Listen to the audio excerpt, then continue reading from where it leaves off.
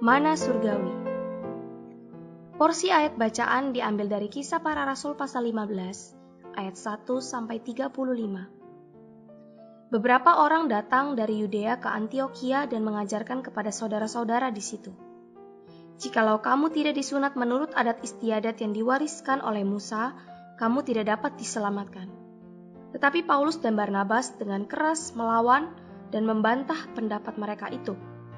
Akhirnya ditetapkan supaya Paulus dan Barnabas serta beberapa orang lain dari jemaat itu pergi kepada rasul-rasul dan penatua-penatua di Yerusalem untuk membicarakan soal itu. Mereka diantarkan oleh jemaat sampai keluar kota, lalu mereka berjalan melalui Fenisia dan Samaria. Di tempat-tempat itu mereka menceritakan tentang pertobatan orang-orang yang tidak mengenal Allah. Hal itu sangat menggembirakan hati saudara-saudara di situ. Setibanya di Yerusalem, mereka disambut oleh jemaat dan oleh rasul-rasul dan penatua-penatua. Lalu mereka menceritakan segala sesuatu yang Allah lakukan dengan perantaraan mereka. Tetapi beberapa orang dari golongan Farisi yang telah menjadi percaya datang dan berkata, orang-orang bukan Yahudi harus disunat dan diwajibkan untuk menuruti hukum Musa. Maka bersidanglah rasul-rasul dan penatua-penatua untuk membicarakan soal itu. Sesudah beberapa waktu lamanya berlangsung pertukaran pikiran mengenai soal itu. Berdirilah Petrus dan berkata kepada mereka, "Hai saudara-saudara, kamu tahu bahwa telah sejak semula Allah memilih aku dari antara kamu, supaya dengan perantaraan mulutku, bangsa-bangsa lain mendengar berita Injil dan menjadi percaya. Dan Allah, yang mengenal hati manusia, telah menyatakan kehendaknya untuk menerima mereka, sebab Ia mengaruniakan Roh Kudus juga kepada mereka sama seperti kepada kita. Dan Ia sama sekali tidak mengadakan perbedaan antara kita dengan mereka, sesudah Ia menyucikan hati mereka oleh iman. Kalau demikian, mengapa kamu mencobai Allah dengan meletakkan pada tengkuk murid-murid itu suatu kuk yang tidak dapat dipikul, baik oleh nenek moyang kita maupun oleh kita sendiri? Sebaliknya kita percaya bahwa oleh kasih karunia Tuhan Yesus Kristus, kita akan beroleh keselamatan sama seperti mereka juga." Maka diamlah seluruh umat itu. Lalu mereka mendengarkan Paulus dan Barnabas menceritakan segala tanda dan mujizat yang dilakukan Allah dengan perantaraan mereka di tengah-tengah bangsa lain. Setelah Paulus dan Barnabas selesai berbicara, berkatalah Yakobus, "Hai saudara-saudara, dengarkanlah aku. Simon telah menceritakan bahwa sejak semula Allah menunjukkan rahmat-Nya kepada bangsa-bangsa lain, yaitu dengan memilih suatu umat dari antara mereka bagi namanya. Hal itu sesuai dengan ucapan-ucapan para nabi seperti yang tertulis, kemudian aku akan kembali dan membangunkan kembali pondok Daun yang telah roboh, dan runtuhannya akan kubangun kembali dan akan kuteguhkan, supaya semua orang lain mencari Tuhan, dan segala bangsa yang tidak mengenal Allah yang kusebut milikku. Demikianlah firman Tuhan yang melakukan semuanya ini, yang telah diketahui dari sejak semula. Sebab itu aku berpendapat bahwa kita tidak boleh menimbulkan kesulitan bagi mereka dari bangsa-bangsa lain yang berbalik kepada Allah. Tetapi kita harus menulis surat kepada mereka, supaya mereka menjauhkan diri dari makanan yang telah dicemarkan berhala-berhala, dari percabulan, dari daging binatang yang mati dicekik, dan dari darah. Sebab sejak zaman dahulu, hukum Musa diberitakan di tiap-tiap kota, dan sampai sekarang hukum itu dibacakan tiap-tiap hari Sabat di rumah-rumah ibadat." Maka rasul-rasul dan penatua-penatua beserta seluruh jemaat itu mengambil keputusan untuk memilih dari antara mereka beberapa orang yang akan diutus ke Antiokhia bersama-sama dengan Paulus dan Barnabas, yaitu Yudas yang disebut Barsabas dan Silas. Keduanya adalah orang terpandang di antara saudara-saudara itu. Kepada mereka diserahkan surat yang bunyinya, "Salam dari rasul-rasul dan penatua-penatua. Dari saudara-saudaramu kepada saudara-saudara di Antiokhia, Siria dan Kilikia yang berasal dari bangsa-bangsa lain. Kami telah mendengar bahwa ada beberapa orang di antara kami yang tiada mendapat pesan dari kami, telah menggelisahkan dan menggoyangkan hatimu dengan ajaran mereka. Sebab itu dengan bulat hati kami telah memutuskan untuk memilih dan mengutus beberapa orang kepada kamu bersama-sama dengan Barnabas dan Paulus yang kami kasihi, yaitu 2 orang yang telah mempertaruhkan nyawanya karena nama Tuhan kita Yesus Kristus. Maka kami telah mengutus Yudas dan Silas, yang dengan lisan akan menyampaikan pesan yang tertulis ini juga kepada kamu. Sebab adalah keputusan Roh Kudus dan keputusan kami, supaya kepada kamu jangan ditanggungkan lebih banyak beban daripada yang perlu ini. Kamu harus menjauhkan diri dari makanan yang dipersembahkan kepada berhala, dari darah, dari daging binatang yang mati dicekik, dan dari percabulan. Jikalau kamu memelihara diri dari hal-hal ini, kamu berbuat baik. Sekianlah, selamat. Setelah berpamitan, Yudas dan Silas berangkat ke Antiokhia. Di situ mereka memanggil seluruh jemaat berkumpul, lalu menyerahkan surat itu kepada mereka. Setelah membaca surat itu, jemaat bersuka cita karena isinya yang menghiburkan. Yudas dan Silas, yang adalah juga nabi, lama menasihati saudara-saudara itu dan menguatkan hati mereka. Dan sesudah beberapa waktu, keduanya tinggal di situ, saudara-saudara itu melepas mereka dalam damai untuk kembali kepada mereka yang mengutusnya. Tetapi Silas memutuskan untuk tinggal di situ. Paulus dan Barnabas tinggal beberapa lama di Antiokhia. Mereka bersama-sama dengan banyak orang lain mengajar dan memberitakan firman Tuhan. Saudara-saudari, pagi ini kita membaca Kisah Para Rasul pasal 15 ayat 1 sampai 35 yang menyajikan tentang gangguan dari hal sunat, di mana terjadi persidangan rasul-rasul dan penatua-penatua di Yerusalem ayat 1 sampai 21. Dan pengambilan keputusan ayat 22 sampai 35. Pernyataan bahwa jika seseorang tidak disunat menurut adat istiadat yang diwariskan oleh Musa, ia tidak dapat diselamatkan, berarti membatalkan kepercayaan dalam ekonomi perjanjian baru Allah dan merupakan bidah yang sesungguhnya. Karena itu, beberapa orang tertentu yang mengajarkan bidah ini kepada saudara-saudara Kristen mungkin adalah saudara-saudara palsu yang Paulus sebut dalam Galatia pasal 2 ayat 4. Sunat, pemeliharaan hari Sabat, dan jenis makanan khusus adalah 3 ketetapan terkuat menurut hukum Musa yang membedakan dan memisahkan orang-orang Yahudi dari orang-orang bukan Yahudi yang dianggap najis oleh orang Yahudi. Semua ketetapan kitab suci zaman perjanjian lama itu menjadi penghalang perluasan Injil kepada orang-orang bukan Yahudi menurut zaman perjanjian baru Allah. Dalam ekonomi perjanjian baru Allah, disunat berarti membuat Kristus, tidak berarti bagi kaum beriman.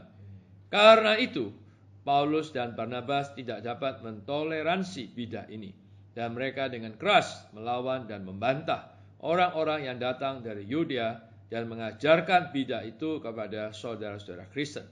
Dalam ayat 2, Paulus dan Barnabas berjuang untuk kepercayaan melawan salah satu bidah terbesar supaya kebenaran Injil boleh tetap tinggal dengan kaum beriman. Sebenarnya, masalah pengajaran bidah ini harus dipecahkan oleh Petrus dan Yakobus di Yerusalem.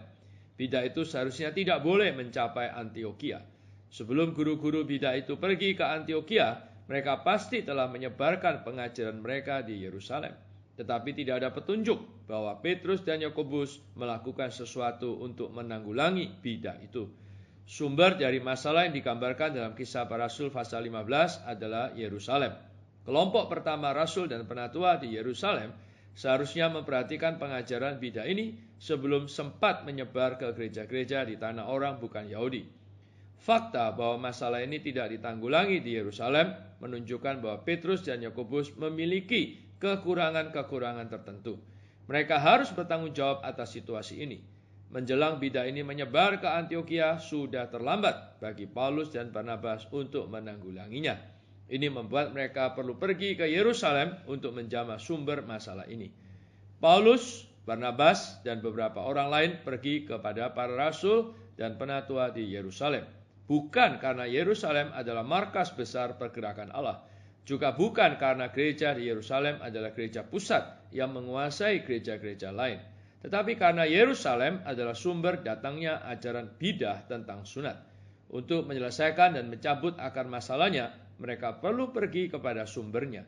Menurut ekonomi perjanjian baru Allah, pergerakan Allah di bumi tidak memiliki markas besar. Juga tidak ada gereja pusat untuk mengendalikan mereka.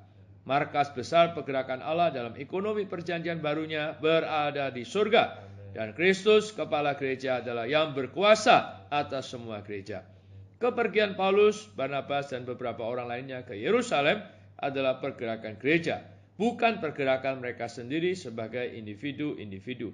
Mereka tidak bertindak secara individu yang terpisah dari gereja, tetapi secara korporat di dalam dan bersama dengan gereja.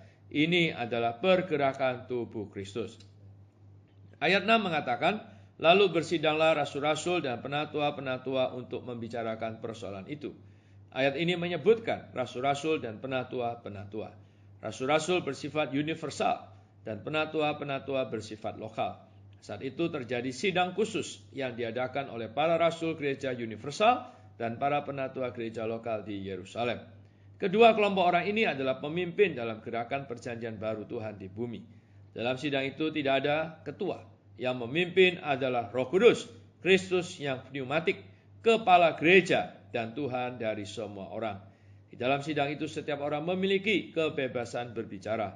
Keputusan diambil berdasarkan 1. Kesaksian Petrus, 2. Fakta-fakta yang diceritakan oleh Barnabas dan Paulus, dan 3. Kata penutup oleh Yakobus, pemimpin di antara para rasul dan penatua di Yerusalem, karena pengaruhnya atas kaum beriman oleh ketakwaannya.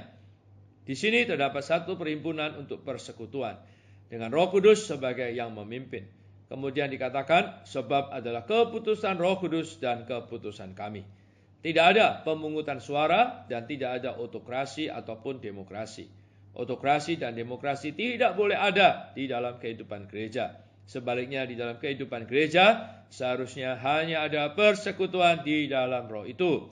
Petrus dan kaum beriman Yahudi diselamatkan karena kasih karunia ini, bukan karena memelihara hukum Musa. Dari segi keselamatan Allah, memelihara hukum Taurat tidak berarti apa-apa, baik bagi orang Yahudi maupun bagi orang bukan Yahudi. Sedangkan pendapat Yakobus itu sepenuhnya berdasar pada kesalehannya. Kehidupan ibadahnya seperti yang ditandai dengan butir-butir penyembahan berhala, percabulan, binatang yang mati dicekik, dan dari darah yang ia sebutkan. Tetapi sama sekali tidak berdasar pada administrasi ekonomi perjanjian baru Allah. Ini memperlihatkan bahwa ia benar-benar berada di bawah atmosfer yang berawan dari latar belakang Yahudinya, bukan berada di bawah langit yang cerah dari ekonomi perjanjian baru Allah. Ayat 22-33 menggambarkan pengambilan keputusan terhadap masalah itu. Sebenarnya pengambilan keputusan ini adalah suatu kompromi, tetapi ini lebih baik daripada tidak ada apa-apa. Masalah itu telah dibereskan dan badainya telah reda. Namun akar racunnya belum dicabut. Karena akarnya dibiarkan tetap tinggal, maka akar itu muncul lagi dalam pasal 21. Percampuran yang kita lihat dalam Kisah Para Rasul 21 itu sebelumnya ada dalam Kisah Para Rasul 15. Itu adalah percampuran agama, percampuran antara ekonomi perjanjian baru Allah dengan agama Yahudi zaman lama. Percampuran itu adalah hasil dari kompromi. Karena kompromi itu, maka masalah dalam Kisah Para Rasul 15 tidak dibereskan sepenuhnya. Meskipun demikian, pemberesan ini lebih baik daripada tidak dilakukan sama sekali. Saudara-saudari, semua perkara ini mengajar kita untuk waspada terhadap kompromi. Kiranya kita semua belajar dari pelajaran kita akan kitab Kisah Para Rasul, bagaimana menghadapi situasi kompromi pada hari ini. Mari kita berdoa. Tuhan Yesus, terima kasih untuk firman-Mu pada pagi hari ini. Tuhan, untuk memberi peringatan kepada kami. Tuhan, bahwa di dalam zaman ini, Tuhan selamatkan kami dari segala kompromi. Tuhan, selalu murnikan kami ya Tuhan. Oh, hanya berpegang kepada firman kebenaran yang murni. Karena itu Tuhan, konstitusi kami dengan firman-Mu ya Tuhan. Oh, sehingga kami diselamatkan dari segala kompromi adat istiadat. Oh, kebudayaan, kebiasaan. Oh Tuhan, yang dimana justru bertentangan dengan firman kebenaran. Oh Tuhan Yesus, dan kiranya melalui kami terus mengejar, tersusun oleh firman kebenaran ini, kami boleh berbahagian di dalam pergerakan-Mu hari ini. Oh Tuhan, untuk memperluas kerajaan-Mu, untuk membangun tubuh-Mu ya Tuhan. Oh Tuhan Yesus, pimpin kami selalu. Terima kasih Tuhan. Kau dengan Tuhan nikmat hayat, perlu hati tapat demi kurnia segalanya. Kami berbahagia, perlu hati polos murni, angan tulus bening, pahami kehendak suci, takwa pun layani.